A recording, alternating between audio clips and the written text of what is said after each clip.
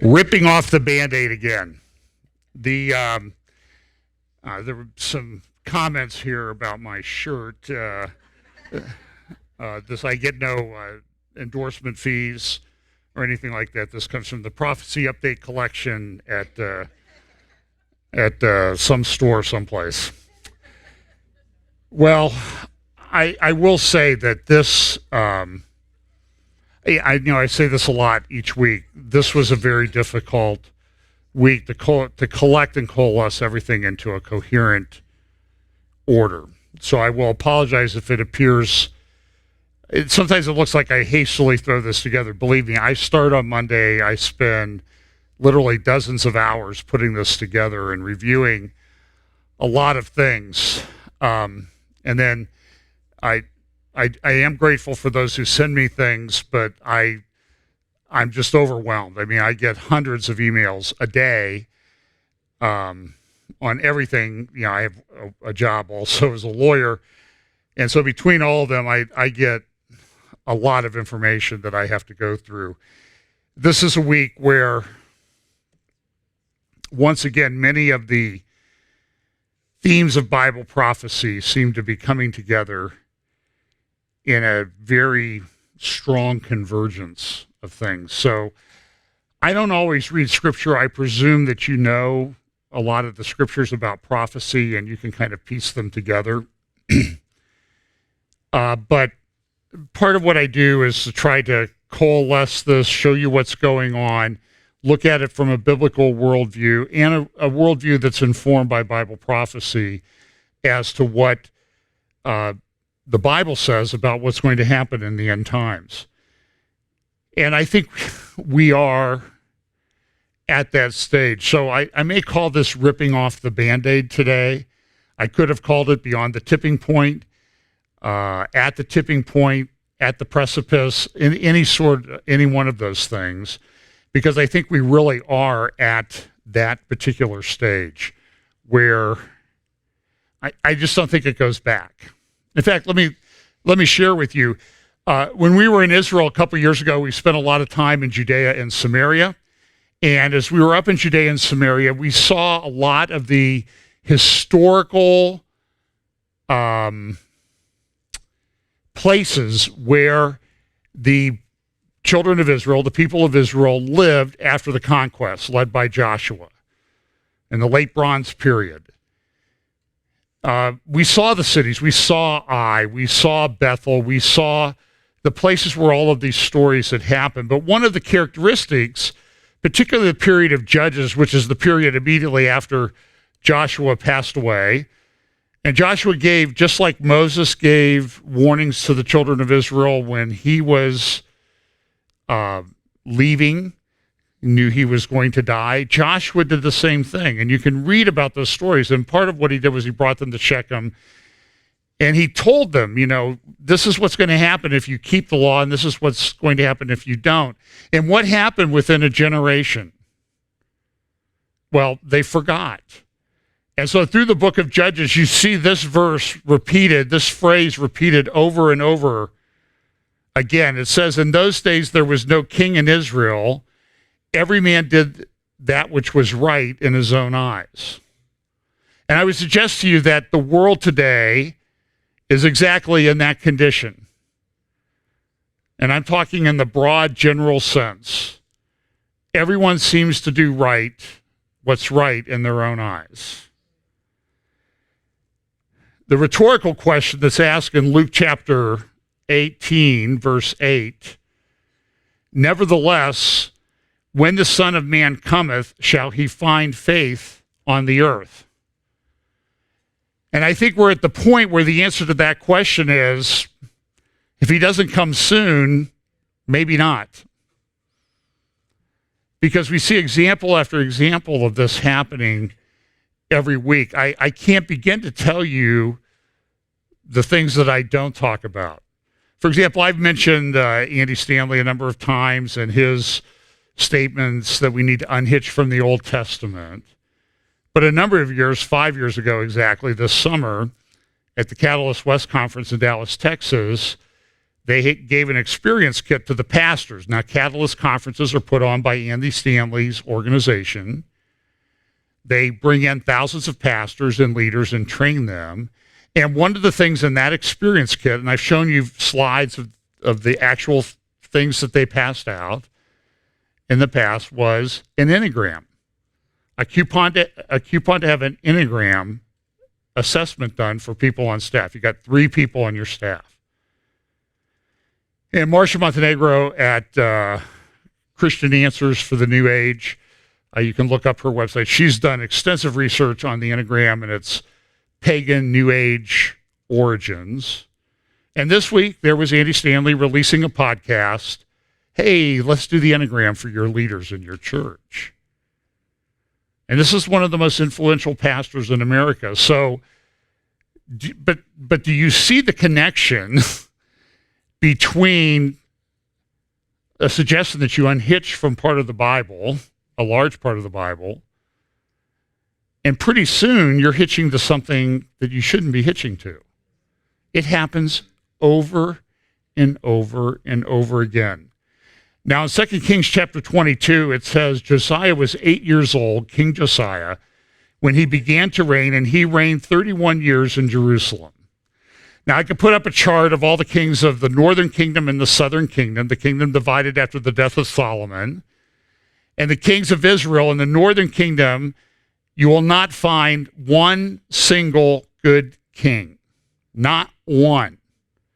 There are good kings in the southern kingdom, but there are also kings in the southern kingdom that are probably worse than any king in the northern kingdom. And the northern kingdom would have included Ahab and his wife Jezebel.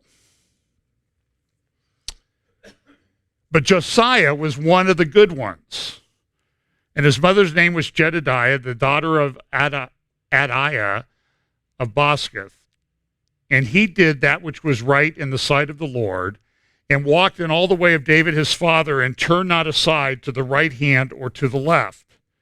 And it came to pass in the 18th year of King Josiah that the king sent Shaphan, the son of Azaliah, the son of Meshullam, the scribe, to the house of the Lord, saying, Go up to Hilkiah, the high priest, that he may sum the silver which is brought into the house of the Lord, which the keepers of the door have gathered of the people.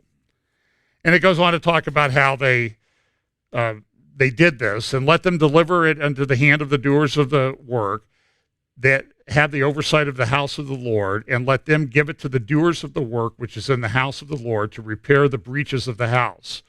So what had happened was the temple of Solomon, this is before the Babylonian invasion, had fallen into a state of disrepair, and it needed to be fixed. And it says, though, but this is what happened as they were working in the temple. And Hilkiah the high priest said unto Shaphan the scribe, I have found the book of the law in the house of the Lord. You see what had happened was the book was there, but they forgot about it. They got away from it. And Hilkiah gave the book to Shaphan, and he read it. Verse 10, and Shaphan the scribe showed the king, saying, Hilkiah the priest hath delivered me a book. And Shaphan read it before the king. And it came to pass, when the king had heard the words of the book of the law, that he rent his clothes. And the king commanded Hilkiah the priest, and Ahikam the son of Shaphan, and Achbor the son of Micaiah, and Shaphan the scribe, and Azahiah, a servant of the king, saying, Go ye, inquire of the Lord for me, and for the people, and for all Judah, concerning the words of this book that is found. For great is the wrath of the Lord that is kindled against us, because our fathers have not hearkened unto the words of this book, to do according unto all that is written concerning us. And we know that as the story unfolds, that, excuse me here,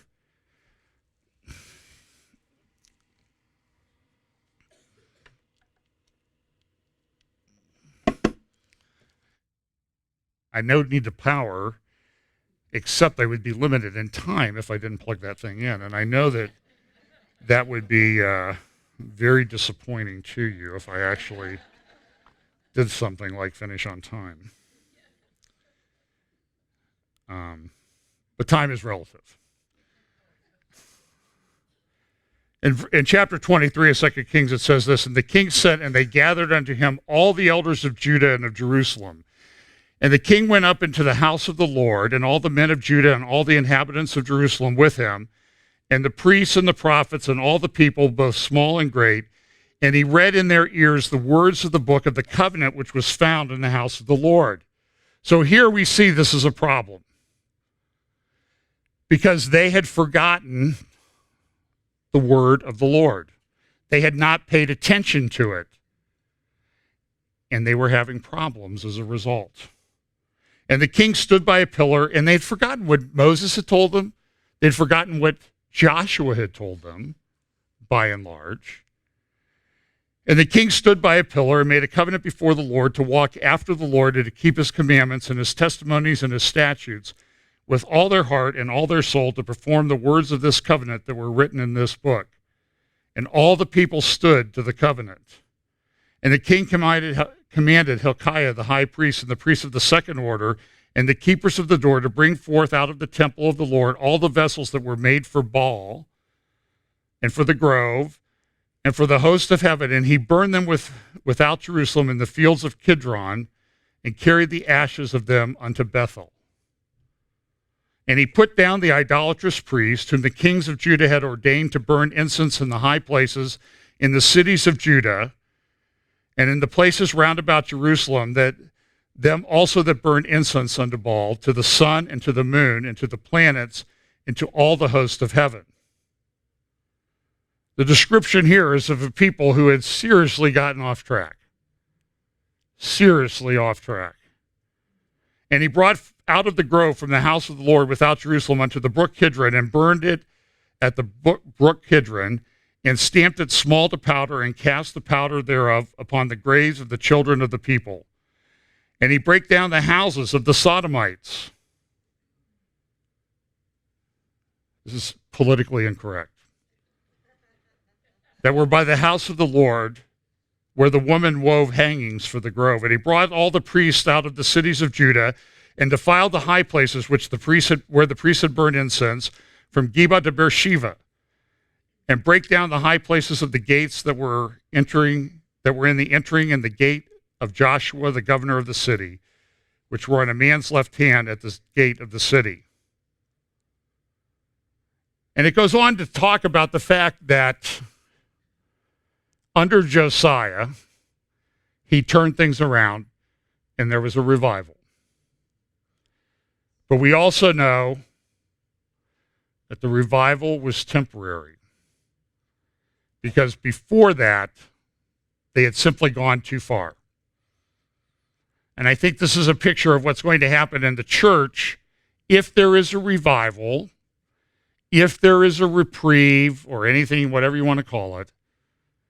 It's going to be temporary and brief, because I think things have gone way too far. And I'm going to show you some examples of this today. I would encourage you to read through 2 Kings and compare what was happening at the time of 2 Kings to what is happening in the church, in the world today, but particularly in the church.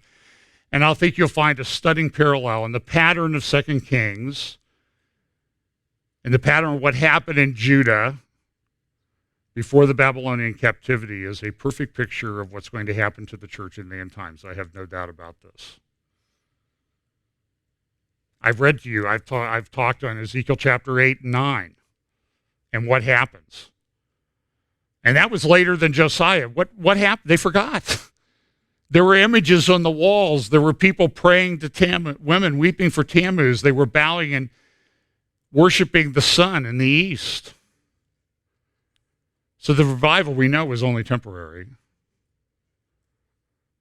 One of the descendants of Josiah was Manasseh, who was perhaps the most evil king of all.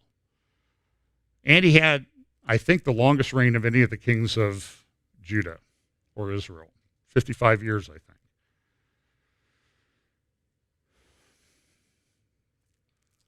And he repented eventually, but it was too late. So I'm going to tell you some things today, and the medicine that you get a lot of times. I remember I was having surgery once, and I was kind of joshing sarcastically. You may have trouble believing that I would ever do that with the nurse in the surgical suite. And I made kind of a smart aleck comment, and she was putting a patch on my leg for the monitor. And she said, "Oh, I think I have that a quarter inch off." And she ripped the patch off, and she said, "That'll grow back, smarty pants." So, but I figured then, well, she's not going to do that again, so I can be a smart aleck. So, that's a true story. So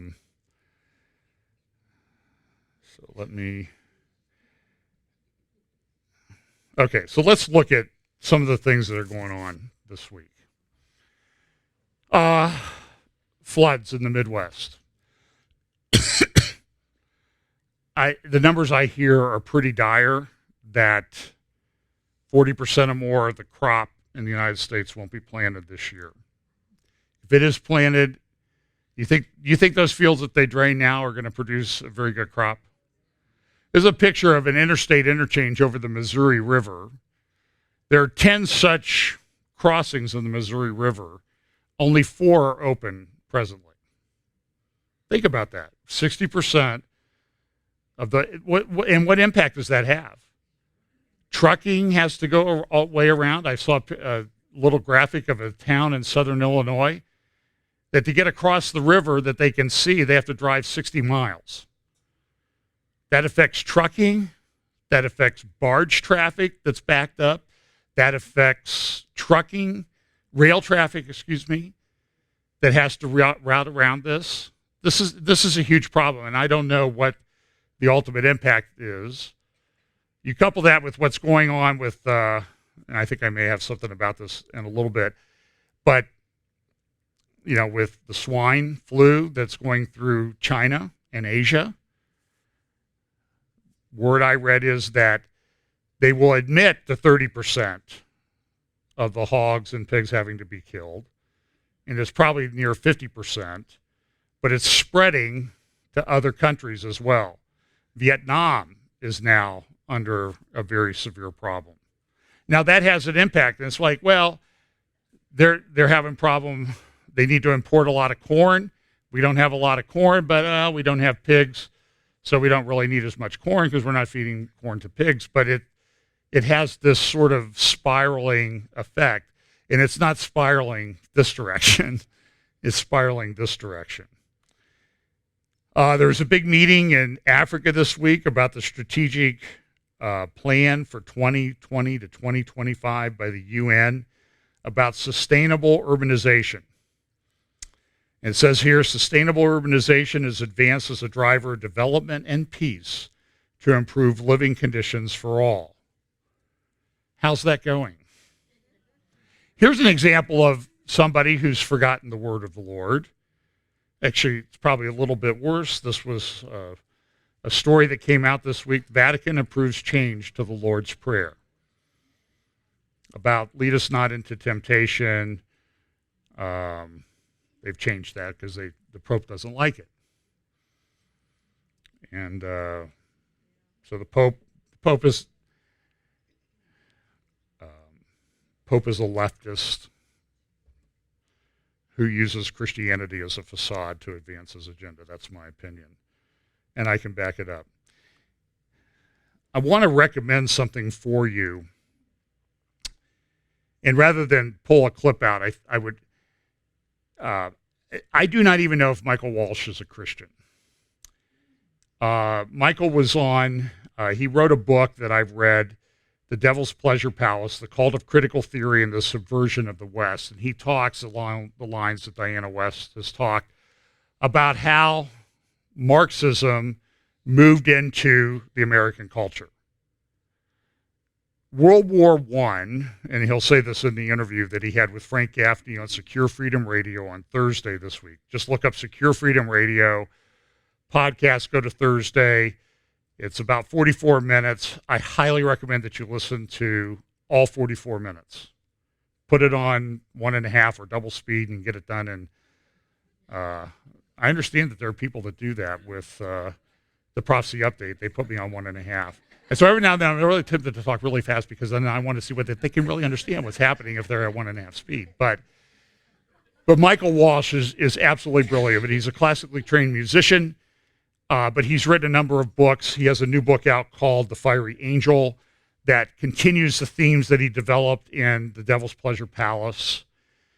And from my own personal experience, what he notes in The Devil's Pleasure Palace, and I've not read Fiery Angel yet, but it tracks the experience that I had when I went to graduate school at a secular university. I'd gone to a Christian college.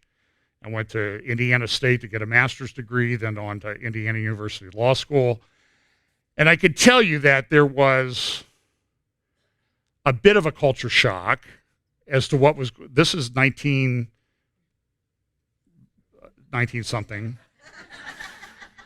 1976, 1977, when I went to Indiana State and encountered rank Marxism for the first time. Now, I suspect that you will encounter this in a lot of Christian colleges now, and that's unfortunate. And Michael Walsh says, listen, this is politically correct culture. This is toxic. We have to destroy political correctness or there is no hope for our culture or our society. Now, that's the secular side of things. We know that what ultimately has happened is what happened at the time of the children of Israel before King Josiah. Hey, we found this book here. Anybody know what this is about? It's kind of interesting. It looks like it might have been important at one point in time. Maybe we should read it. And we've forgotten all those foundations. Now, he makes a very interesting point in his interview with Frank Gaffney. He says, listen, at the time of the Roman Empire, the Roman phalanx, which you see a picture of there, the way they were able to get into formation, essentially it was like a tortoiseshell. And it was very, very effective. We know that the Romans conquered the known world and ruled it for a long time. And as long as they stood in discipline in their formation, they were able to withstand the sticks and stones and onslaught of the barbarians. And his point with Frank Gaffney was, listen, we've lost our discipline in the West, and the barbarians are overrunning us.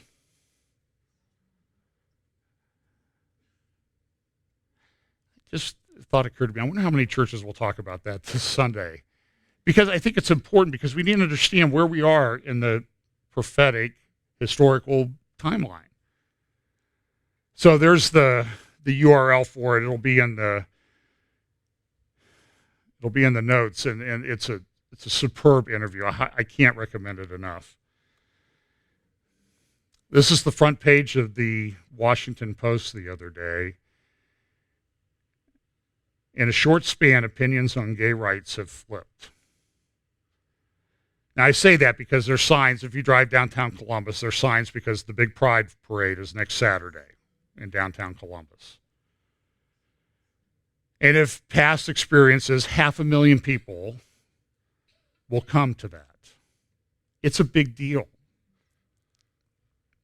It's 4 or 5 times what will show up at an Ohio State football game. Process that. And there will be things that will be done and seen on the streets.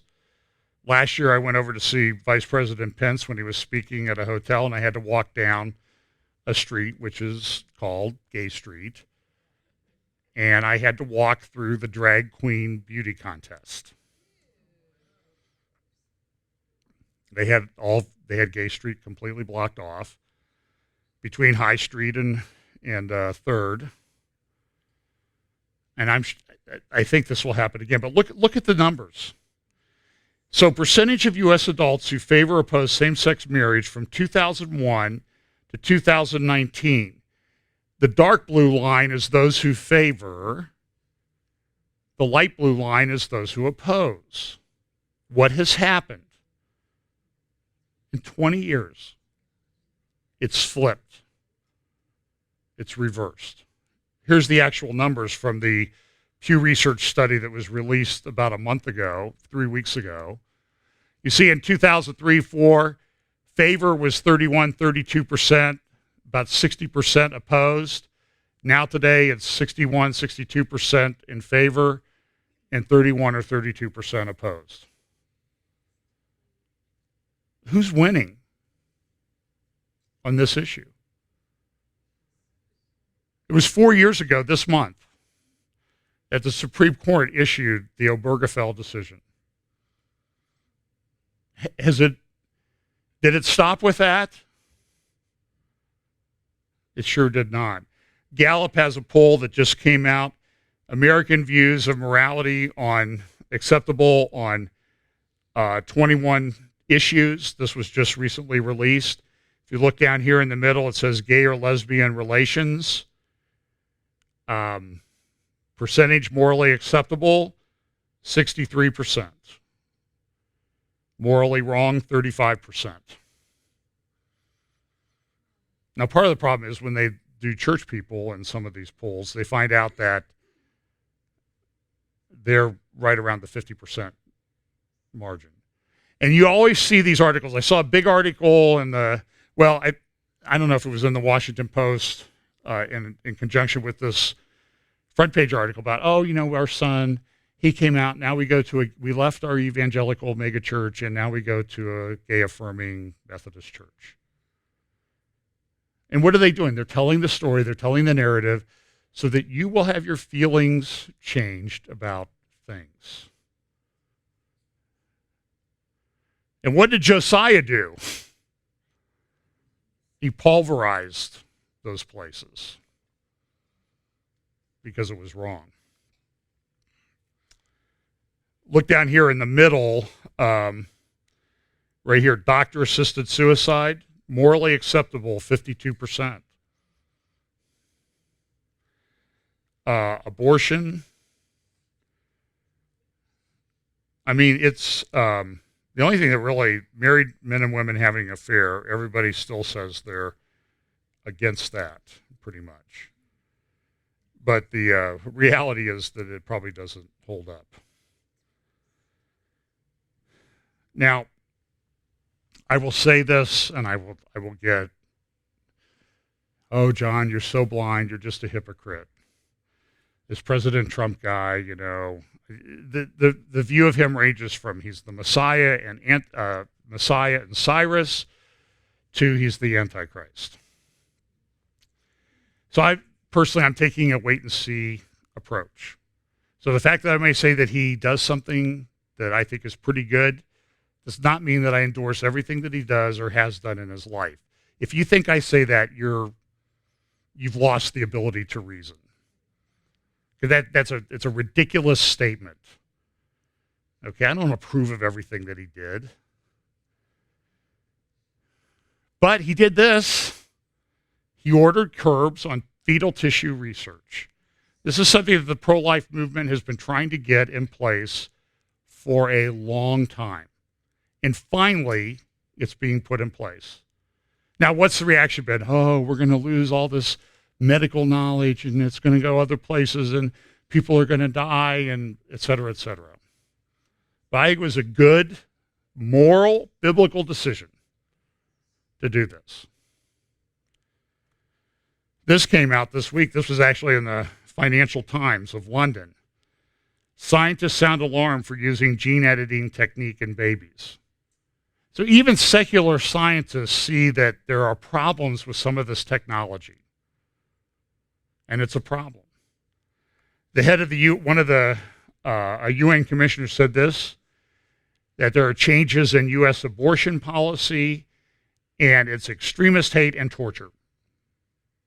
So for Alabama, Ohio, and many other states to put restrictions on abortion is extremist hate and torture.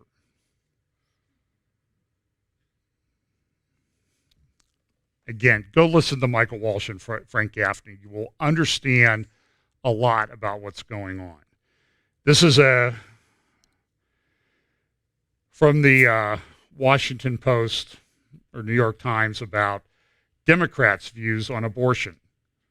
And one of the things they noticed, this chart on the right is saying it should be possible. There's a widening gap. Republicans and Democrats, there's a widening gap. Have you noticed that there seems to be a widening gap in our political culture? There's not much in the center. It's all out on the edges. And this is happening in Europe. George Friedman has a great article on geopolitical futures, and other people have noted, Melanie Phillips has noted, that Europe, they just had these big elections for the EU Parliament, and it appears that the center is disappearing. That's the overall gist of the articles that I've read. Now, I was born in Ohio. I'm an Ohio State football fan. I'm not a rabid one like a lot of people are around here. I don't think we deserve the national championship every year. I think we have to earn it. But I know there are people in town that disagree with me on that point. But in Ohio State terms, Alabama is this is the beast empire, right? The evil empire. Nick Saban sounds very close to another name. Not saying which it is. Might be a good coach, but But I want to give the University of Alabama Law School credit for what they did this week. They received a $26 million gift from Hugh Culverhouse, a lawyer from Florida, who was born in Alabama. His father used to own and by the way, not every lawyer has $26 million. Trust me. I know a lot of lawyers. I know very, very, very, very few that have anything approaching that, just so you know. But he gave $26 million to Alabama, University of Alabama Law School. They named the law school after him. And we know Alabama put in probably the most restrictive abortion statute in the country. Culverhouse came out and said, you should boycott the law school. So the law school board of trustees or University of Alabama board of trustees got together and said, is that really your opinion, Mr. Culverhouse? Here, take your money back and your name's off the law school. See ya. So kudos to the University of Alabama for doing this. Over at, I mentioned, we had this, it's supposed to take place at the Delaware County Library branch. We used to rent our building from Delaware County. And this drag queen story hour. Below here, this is a picture of protests taking place in Birmingham, England, about sex education in the schools. And it's a big problem. I mean, the teachers, the people are going to kill us because they disagree with us, and they're radical, right-wing extremists, etc.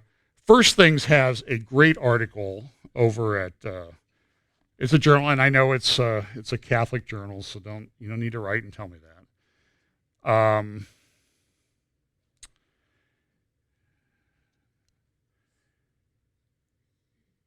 And so just listen to a little bit about this. So they had a sort of a bit of a dust-up. David French, who writes, a conservative guy, who writes for National Review, said, what's the big deal about Drag Queen Story Hour? It's not a big deal.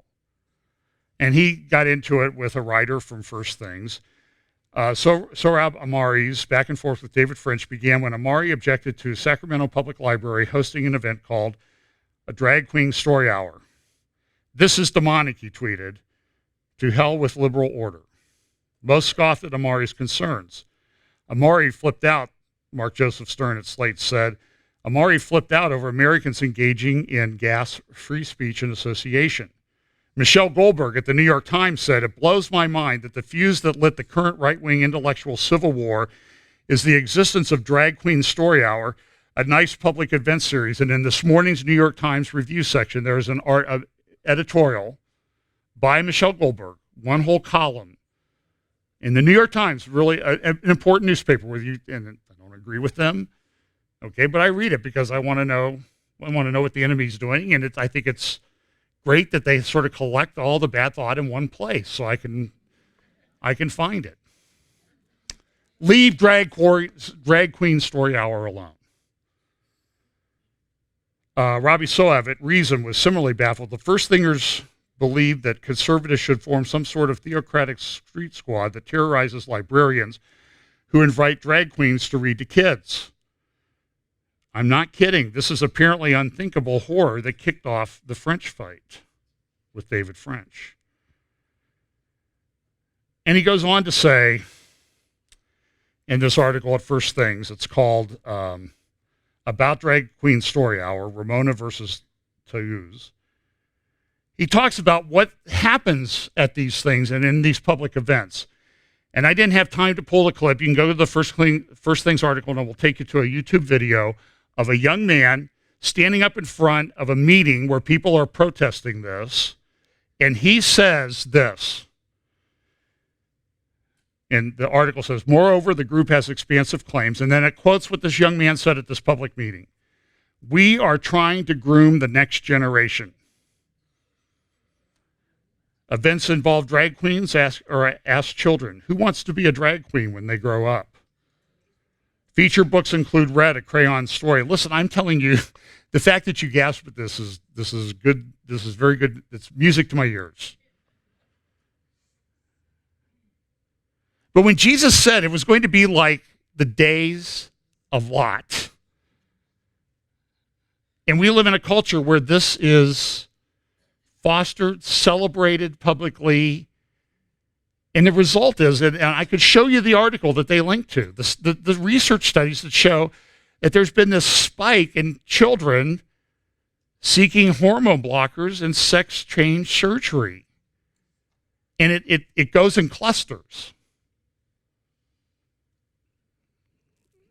I had a father write to me about a school where this happened. A small school. He said 5 boys are struggling with this now from that school. This is over a decade after they graduated. They chemically castrate children. Who are the haters? They have them do surgery. Even those who do surgery are 14 to 19 times more likely to commit suicide. Who's the hater? Get in your phalanx and stay there.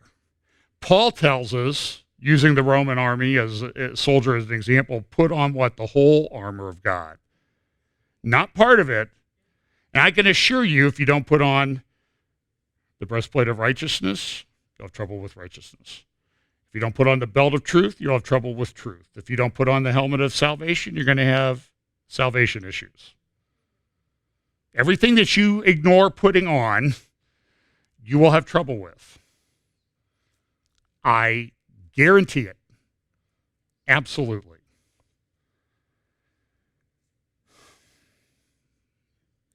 Okay, so much for the uplifting and good news of the week.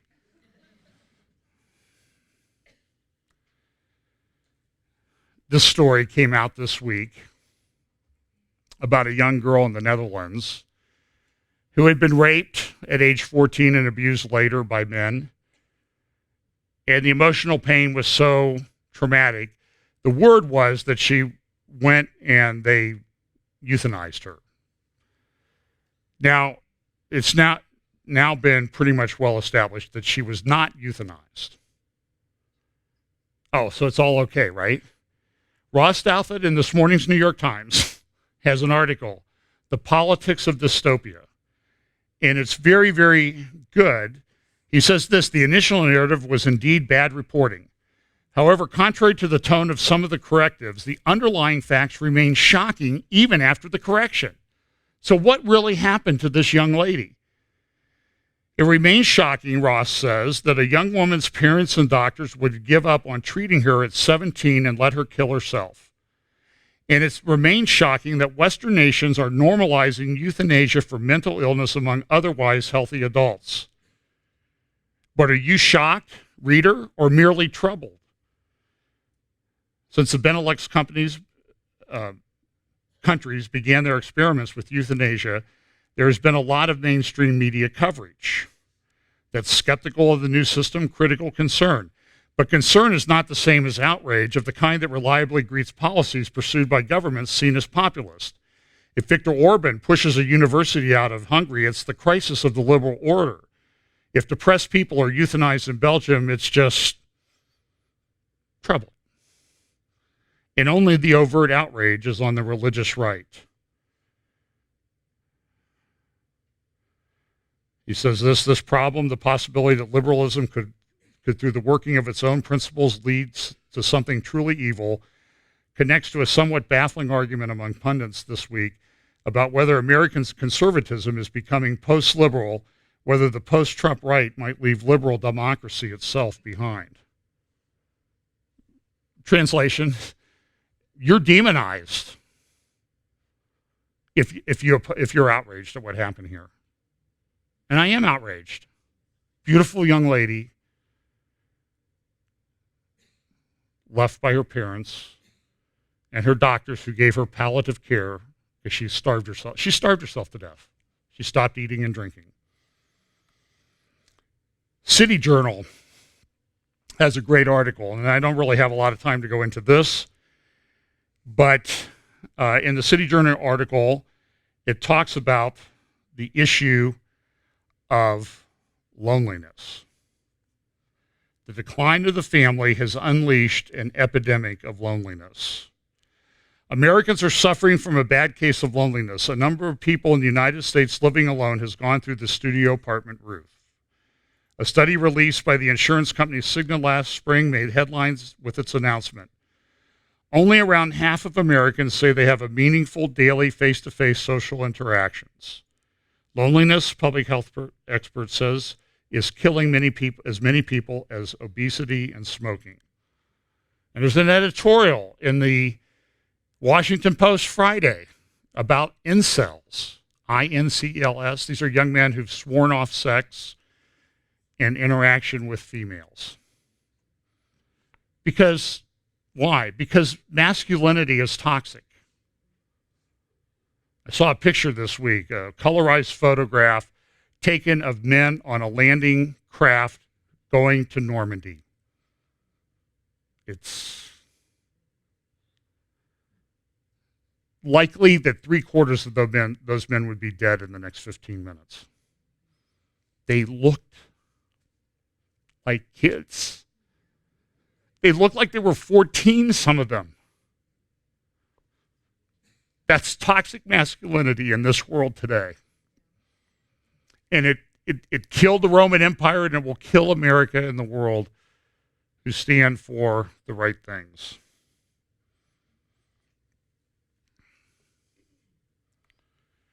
The Washington Supreme Court this week was asked to rule in a case, was sent back after the decision in the Phillips versus the Jack Phillips case, Masterpiece Bake Shop from Colorado. What they found in that case was they didn't really address the constitutional issue as to whether Jack Phillips had the right to free exercise of religion. So there's a lady, Arlene's Flowers, and Gifts in the state of Washington that refused to make an arrangement for a gay wedding. She's being sued out of existence. And so they wanted to see the decision in the Masterpiece Cake Shop case said, well, we really think that the people in Colorado had it in for Jack Phillips. They had an animus, they had a state of mind. So this case is sort of similar. So we're going to send it back to the Washington Supreme Court. Please review the record and see if there's an animus against this lady who has the flower shop, who actually, I believe, offered to sell them the flowers, and they could make up their own arrangement or she would refer them to somebody else. And now she's been sued for hundreds of thousands of dollars, had a judgment against her. She will go bankrupt. Who's the hater? I'm outraged. I really am. I hope you are too. So the Washington Supreme Court came out with an opinion this week and said, We didn't find any animus against her. She was treated fairly. Everything was done right. So now it's back in the Supreme Court's lap. You going to do something about it, or are you going to try to dance around the issue, Chief Justice Roberts? Get off your rear end and do something. People sent you there to do something, not to preserve the status quo. But he's lost his way. This is a tweet from a pastor in Nigeria. Young man that he's standing next to is holding the body of a lady slaughtered by Islamic terrorists. And I believe this is Nigeria or Kenya. Here it is.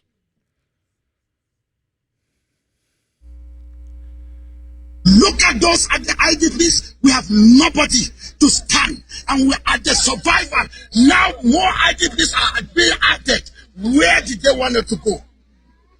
They have already signed our land, has been relocated to them. They have signed our villages, have been relocated to Fulani husband. And nobody is talking. Even my colleagues, reverends, are keeping quiet. Women are dying every day. Men are dying. What do you want us to do? Please, please, I'm begging you, congressmen of London, please, stand for the helpless. We have nobody. Burutai, I know you are a friend of mine in Facebook.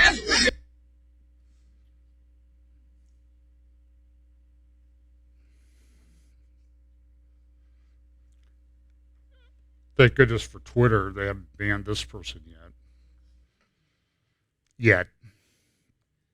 You see these reports how China is planning to rank 1.3 billion people.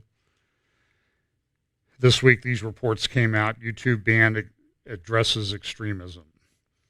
YouTube to act on hate speech posts. All the big newspapers were talking about it. This is front page article in this morning's New York Times. Making of a YouTube radical. Algorithms and the far right. What can I just ask a question? Why is it always the far right? Have you ever heard anyone in mainstream media say far left? This itself is evidence of propaganda. They even show even to the New York Times, it's disturbing what Facebook and Google, all the companies that they've acquired and what they control in terms of social media. Now, there's a couple shows that I call them my guilty pleasures. And one of the shows I like is the $1 Million Listing shows. The $1 Million Listing New York and $1 Million Listing Los Angeles. And it's not because I'm that shallow. I just find it kind of interesting, that people want 16-car garages. And if you go to Bel Air now, you see these phenomenal homes are selling for 50, 60, 70, 80 million dollars. There's a house that's going to be listed soon, and the reports in the press are that it's going to be listed for $500 million. An apartment sold in New York this week for I think it was $280 million.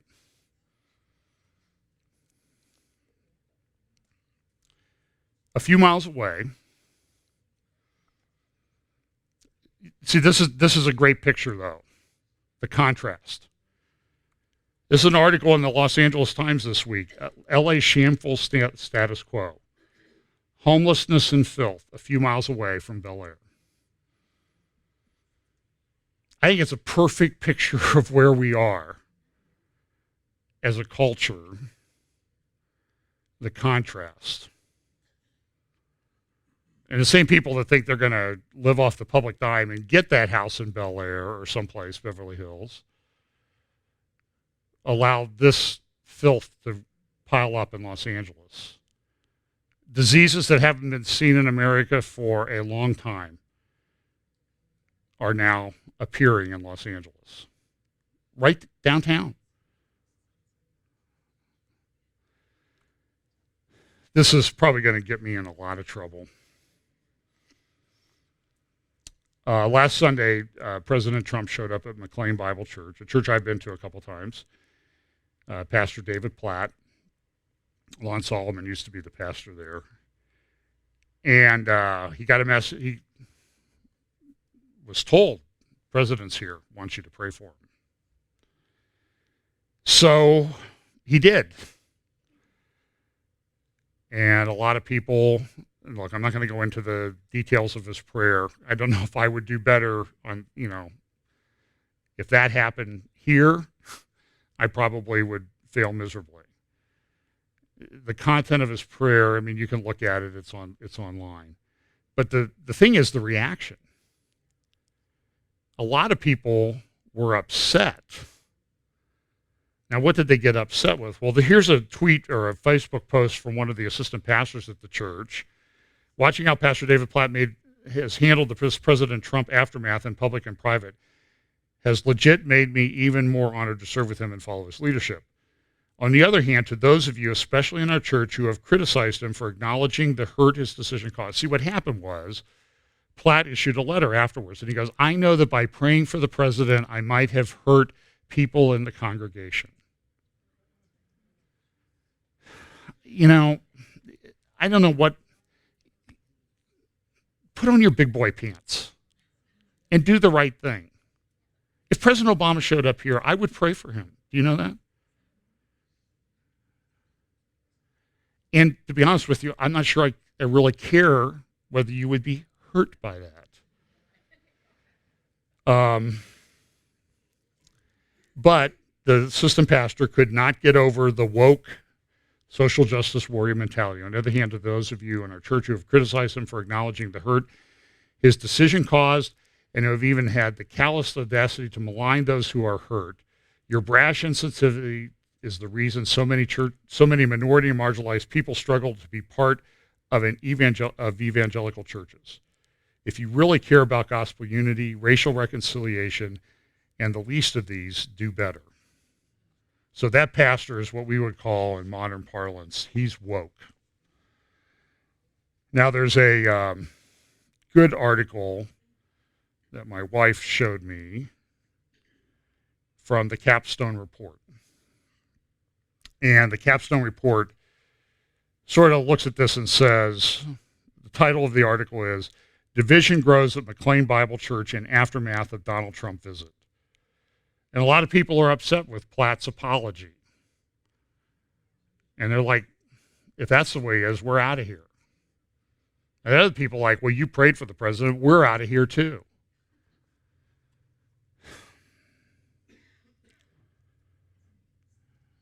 And the article cites a quote from John Piper, and I'm not going to get into my issues with John Piper, about emotional manipulation. Here's what Piper said.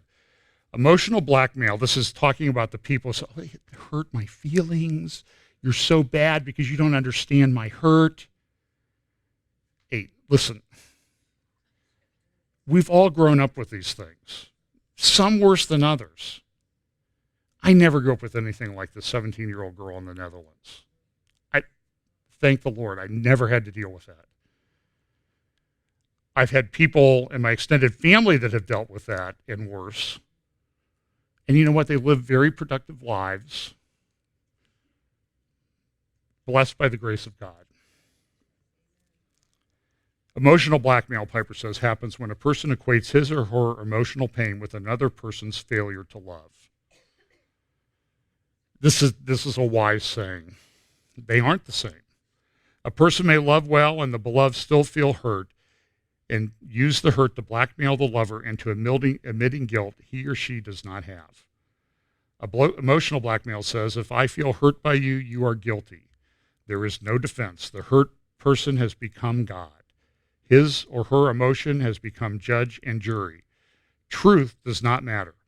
All that matters is the sovereign suffering of the aggrieved. It is above question. This emotional device is a great evil. I have seen it often in my 3 decades of ministry, and I am eager to defend people who are being wrongly indicted by it. That's a great statement. Okay? And as the Capstone article says, failure to submit to the hurt of someone is a failure to be a proper loving Christian. It makes the non-minority church members into captives of the feelings of the never-Trump political partisans in the church. What's the way forward for McLean Bible? Some will leave, some will stay. Whatever the case, church leaders should rebuke those who cause racial division. And the cause of division in the church was not Donald Trump, but the festering wokeness with a capital W. Good article by Capstone Report. Hate mail goes to Pastor Steve Mitchell, whatever his email address is. So let's look. Can I look at the Middle East quickly?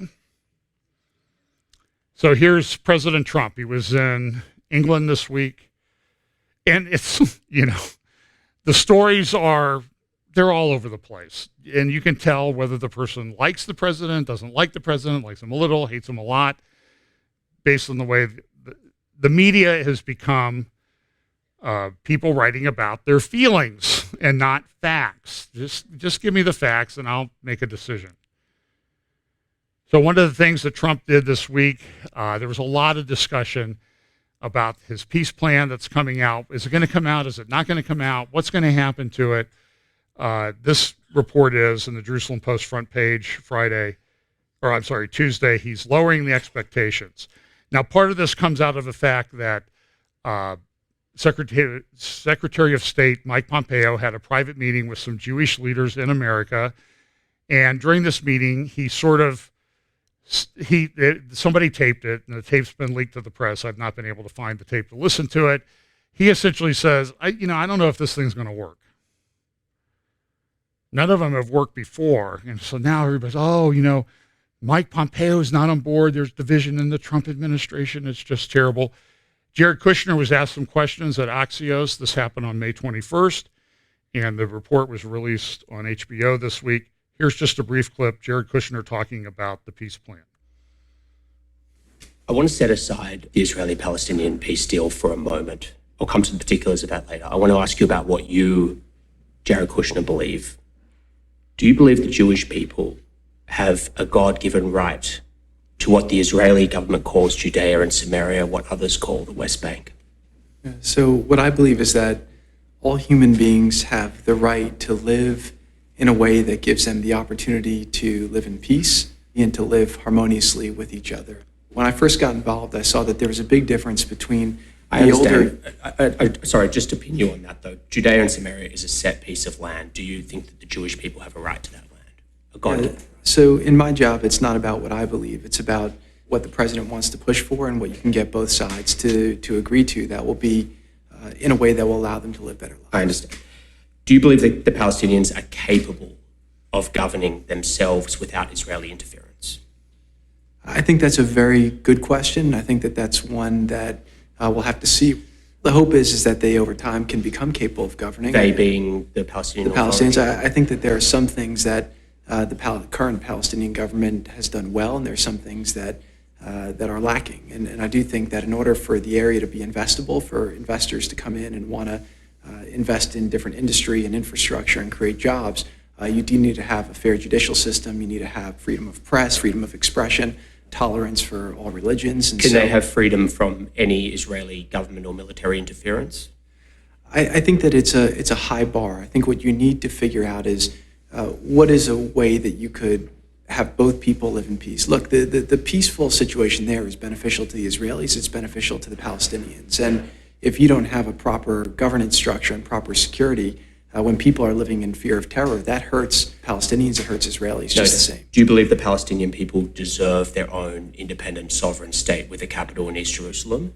There's a difference between the technocrats and there's a difference between the people. The technocrats are focused on very technocratic things. And when I speak to Palestinian people, what they want is they want the opportunity to live a better life. They want the opportunity to pay their mortgage. You don't think they want their own state, free from Israeli government? I think that they want an opportunity. Look, they've been promised a lot of things for a lot of years, and they've been lied to. I think that they've been misled, and I think that a lot of the things that people have held out for them have just not come through for one way or the other. And you can blame all different types of things, but I do think that they should have self-determination. I'm going to leave the details until we come out with the actual plan, but I think that what's most important is that they have the opportunity to better their lives, live in peace with their neighbors, and have the same opportunities that Israelis have. Well, that's sovereignty. Well, we're talking about the people, not about the actual. Well, here's what I want to know. How do you know what the Palestinian people want? Like, I've heard you say that in interviews before. I mean, you're not exactly walking on the streets of Ramallah every day. I mean, like, you're sort of representing what the Palestinian people want. I mean, how do you frankly know? So we've been talking with a lot of people privately for 2 years now. I've spoken with a lot of people from the region. I've spoken with a lot of people from the Israeli side, a lot of people who've been involved in this in the past. It seems mostly Gulf people. Have you really spoken to that many Palestinians? Again, Jonathan, one thing about the way I've conducted myself is not a lot of people know who I've been talking to and what I've been talking about, and that protects people. I mean, the Palestinian people do live under a fairly authoritative regime today, and a lot of people are afraid to step out. Do you understand why the Palestinians don't trust you? Look, I'm not here to be trusted. I'm here How to... does he know You that? are, frankly. I mean, to look at it from their point of view, and you're a businessman, you always look at things from their view. You've got 3 Orthodox Jews on the negotiating team. 2 of you have at different points funded settlements, Jewish settlements in the West Bank. You've got the actions you've taken so far, moving the US Embassy in Israel to Jerusalem. You've cut all aid to the Palestinians, including hospitals in East Jerusalem. And you've shut down the Palestinian diplomatic office in Washington. I mean, can you not see why they might not want to talk to you and that they might not trust you? Right, so there's a difference between the Palestinian leadership and the Palestinian people, okay? And you think the Palestinian people would be okay with all of those things that you guys have done? The actions we've taken were because America's aid is not an entitlement, right? If we make certain decisions which we're allowed to as a sovereign nation to respect the rights of another sovereign nation, and we get criticized by that government, the response of this president is not say, oh, let me give you more aid. So again, that was as a result of decisions taken by the Palestinian leadership. With regards to the Palestinian people, I do believe that they want to have a better life. And I do think that they're not going to judge... They don't mind the aid being cut. Well, they're not going to judge anything based on trusting me or trusting anyone else. They're going to judge it based on the facts and then make a determination. Do they think this will allow them to have a pathway to a better life or not? So, very interesting interview. And as you can see, he's very deft at the way he answers questions. I've deposed people like this, and I will tell you, it drives you out of your mind. But this guy, he had an agenda, right? An objective. You know, it was, I would term it adversarial. I mean, there was, believe me, this is just a small clip of a 30 or 40 minute interview. In Europe this week, Kushner met with the leadership of the European Union. That guy's name is Juncker, whatever his name is. This in the New York Times this morning. Now you look like you just threw this together at the last minute, right? And I'm like, no, this is sort of like what the whole week has been like. Just story after story that I think is important. This is Ambassador David Friedman, interviewed at his residence in Jerusalem, said this: Israel has a right to annex at least parts of the West Bank. And now what's happening? Oh, I can't believe this. Everybody's all a flutter, a Twitter, whatever, about, oh, this is just so terrible what's happening. Now, you should also know that there is a resolution that was, and it comes this week. It's interesting. This was the 52nd Jerusalem Day, after celebrating when Israel took back the city of Jerusalem for the first time in over 2,000 years, something that they dreamed about. And that happened this week in history. And I would say, you could say this week in prophecy. That was a very significant event. But what's going on in the U.S. Senate right now is a joint resolution has been introduced in the U.S. Senate by a number of Democrats, and there's a similar resolution that's been put forward by Senator Lindsey Graham, essentially saying we need to have a two-state solution in the Middle East. Look at what the paragraph of the Democrat resolution says. A two-state solution is the best hope to preserve Israel's Jewish and democratic nature while fulfilling the Palestinians' right to self-determination. And so that's where they are. Now, Martin Sherman,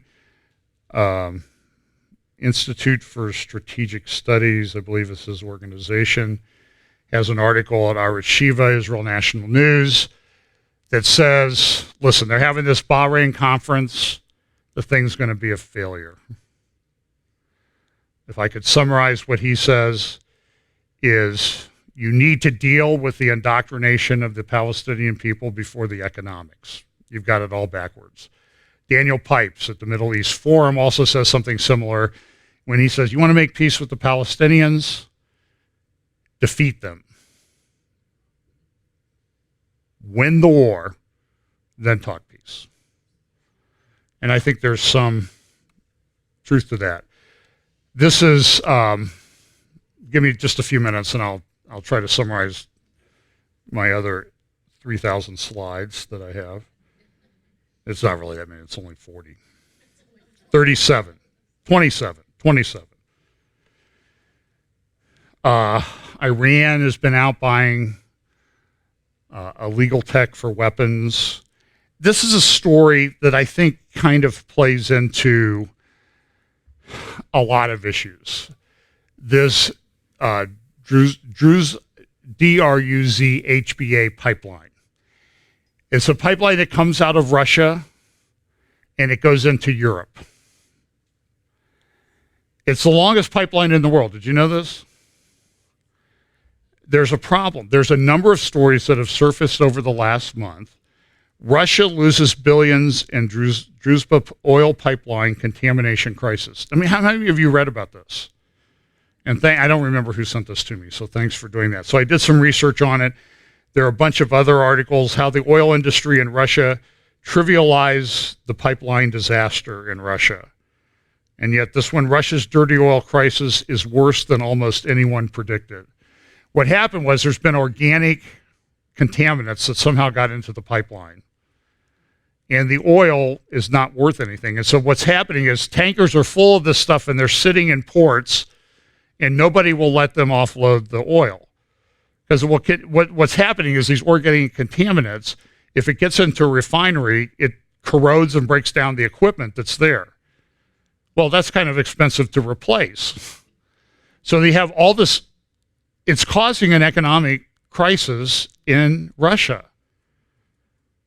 Now, we often talk about and here's what the length and scope of the crisis has given it a political dimension. On Thursday, Polish Prime Minister Morawiecki decided to get personally involved in finding a solution, but said talks were very difficult, very tough. And Bloomberg has a good article about the oil that's in the Middle East and the oil and gas that's in where? Israel, Syria, Lebanon. Maybe that's the solution. Now, look, we often speculate, what is it that causes these northern powers to come down into Israel? Put hooks in your jaw, not a hook, hooks. So it's more than one thing. And it says, I'm going to drag you into this. You may not want to come there. There are a lot of reports there's supposed to be a summit this week in Jerusalem or within the next couple of weeks involving the foreign ministers and Secretary of State Pompeo and the foreign ministers of Israel and the one that's in the caretaker government and Russia to try to deal with the Syria problem. And the question is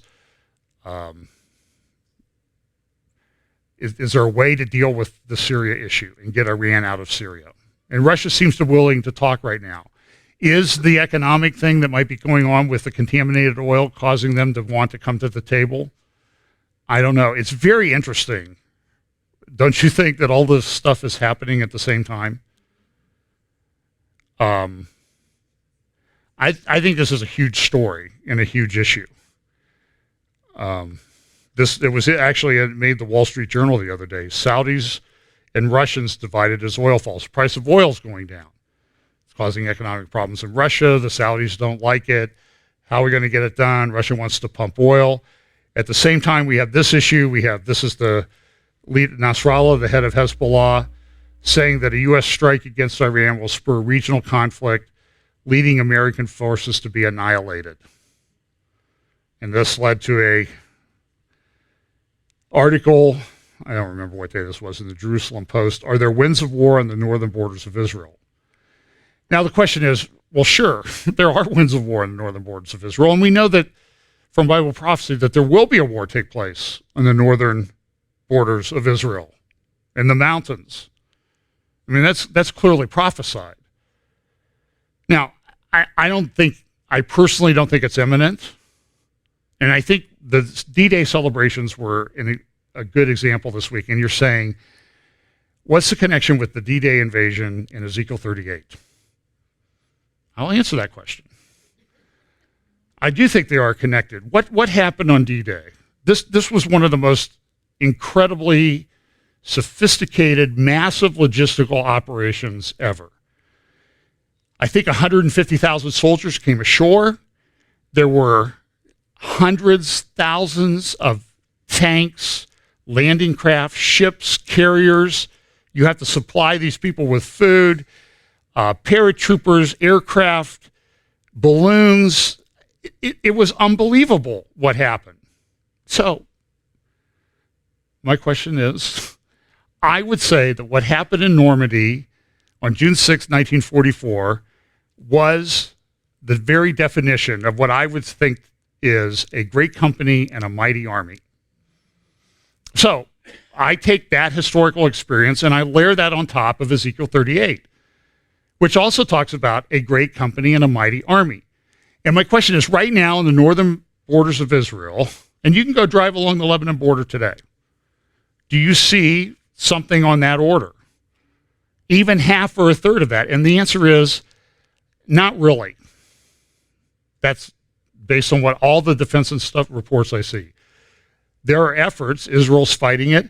Here's a report. This is a IDF soldier going down into a tunnel that Hezbollah had built along the northern borders of Israel, many meters into Israel.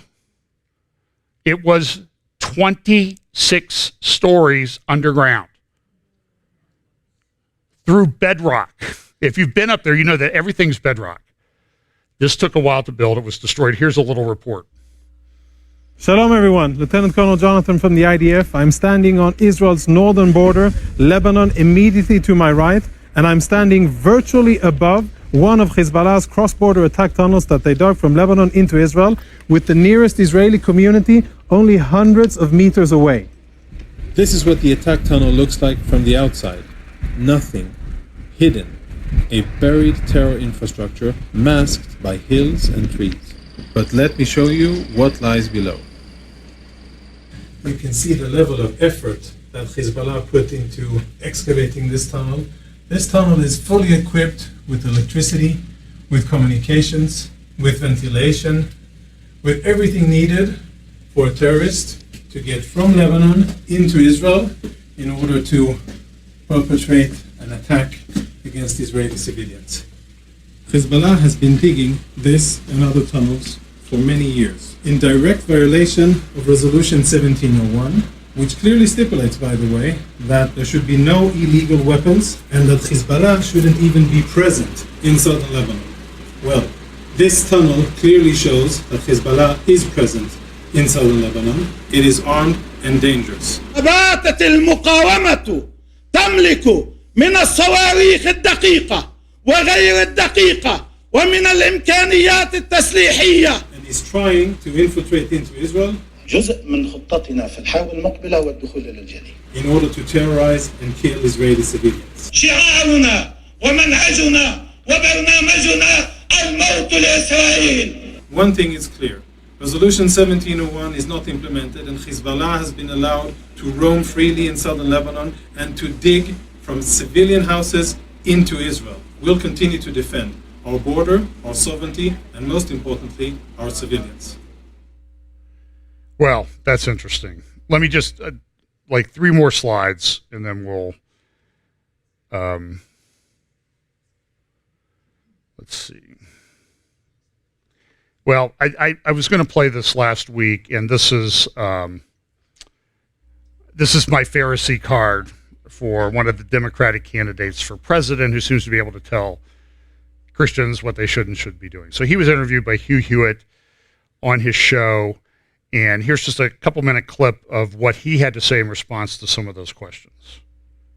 Look, the thing that's really alarming when you think about something like Wahhabism, which is definitely an ideology, a religious, fanatical ideology that fuels a great deal of extremism and terrorism around the world. is that it's propagated by a Saudi regime that we think of, or at least treat as an ally. And so many of our relationships around the world, whether it's with Saudi Arabia or in a different way with Pakistan, are incredibly trying to think of the right word. I'd say two-faced, but yeah, in a way it is, and we can be two-faced about it too as a country, because we're perfectly happy to work with these countries in one dimension, even while they're doing things that undermine our interests in another. And I think until we have a little more consistency between our interests and our values, we're going to continue to find ourselves being confused and sometimes harmed by what happens around the world. Do you find Iranians' variant of Shia extremism to be more dangerous to the world than the Sunni variant that we see in the Taliban and perhaps in Hamas and some of the more radical elements of Wahhabism? Well, not unlike Christianity, when it is motivating someone to do something extreme, it can have 1,000 different flavors. Don't let this guy get elected. Okay? This is a report out of England. This is reported in the Gatestone Institute. Britain's backdoor blasphemy law, Islamophobia defined. It's a big report that put out, and here's the short definition of Islamophobia. It's rooted in racism and is a type of racism that targets expressions of Muslimness or perceived Muslimness. Okay, let me, somebody that lives in England, the UK, please go down and tell the people, Islam's not a race, okay? It's an ideology. Go listen to Michael Walsh and Frank Gaffney, and you'll find out about it. Listen, what I would encourage you today is, rip off the Band-Aid. If you've kind of put self-imposed censoring on yourself, you put duct tape over your mouth, rip it off and speak up and tell the truth, share the gospel, tell people the truth of the gospel. And we have to understand there are consequences to that, but we need to tell people that Jesus Christ came, lived the perfect life, died on the cross for their sins in their place, was buried, rose again, and ascended to heaven and is coming back. And if they believe that, they're good. It's good news. It's not accepted well. In Toronto, Canada, what's it take to drive to Toronto? 6 hours from here? A street preacher preaching in a gay area of Toronto, street preaching the gospel, was arrested this week because he offended the people. But I praise the Lord for men like that, I don't remember his name, who ripped off the Band-Aid and told the truth. God will reward him appropriately at the right time. And God be praised that men have courage to do that, men and women. So pray for this pastor in Nigeria. I don't know what to do. I mean, listen, I read a lot of stuff each week. This week was really overwhelming. So rip off the Band-Aid and get out there and stand for truth, stand for the gospel,